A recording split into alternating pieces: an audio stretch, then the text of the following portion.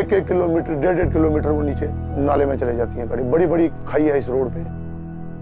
गाड़ियाँ जो आती हैं बेंड्स पे ओवरटेक करती हैं या स्पीड पे होती हैं, एक दूसरे का ब्रश हो जाती है, तो उसमें काफ़ी कैजुअलिटीज भी होती हैं।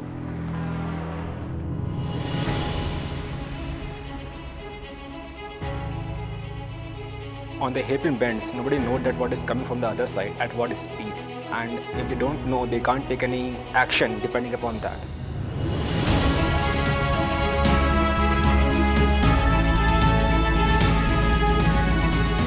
We created smart life poles with radar technology. The radar transmits an electromagnetic wave of 24 GHz frequency and measures the wavelength shift of the reflected wave, which occurs due to the speeding vehicle. These smart life poles communicate with each other to alert drivers on both sides of the blind curve with the sound of a horn. The smart life poles consist of a vehicle detection and speed sensing radar, a warning system with an LED and a horn, a PCB unit, and lastly a radio for communication between the poles.